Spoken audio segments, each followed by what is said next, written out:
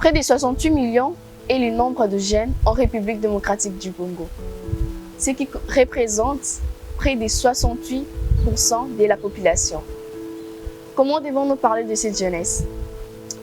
Une jeunesse développée, épanouie, riche, éveillée, ou plutôt une jeunesse malheureuse, non éduquée, instable, désespérée, abandonnée à son triste sort, stagnante, livrée dans l'alcool, la corruption, la débauche, les responsabilités, le fainéantisme et autres.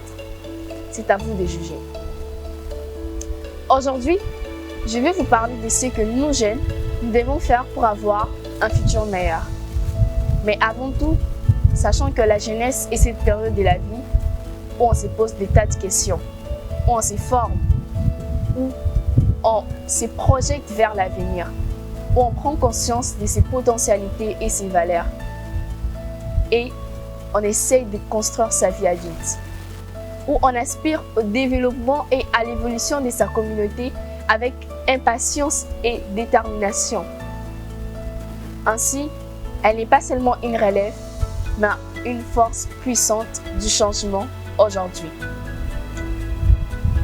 Car elle a des compétences et des capacités pour travailler, diriger, gouverner et prendre des postes de responsabilité.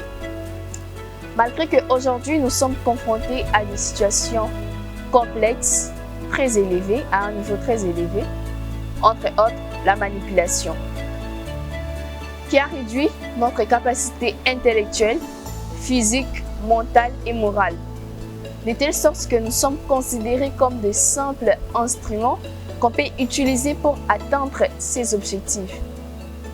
C'est pourquoi nous devons prendre conscience. Une jeunesse consciente est une jeunesse qui s'inquiète de son avenir. C'est une jeunesse qui croit au rôle que peut jouer et souhaite s'engager avec une conscience aiguë des enjeux de la planète. Se relier les uns aux autres comme jamais auparavant. Contribuer à la résilience de notre communauté en proposant des solutions innovatrices et en stimulant le progrès social et en inspirant le changement politique. Car nous sommes les agents du changement. Nous avons les compétences nécessaires et les opportunités d'être des forces puissantes pour soutenir le développement et contribuer à la paix et à la sécurité en République démocratique du Congo et dans le monde. Ces compétences et talents de transformer le monde à un monde meilleur n'ont aucune limite aux solutions innovatrices que peuvent apporter le jeune. C'est pourquoi un accompagnement des organisations qui s'occupent de jeunes nous est impératif.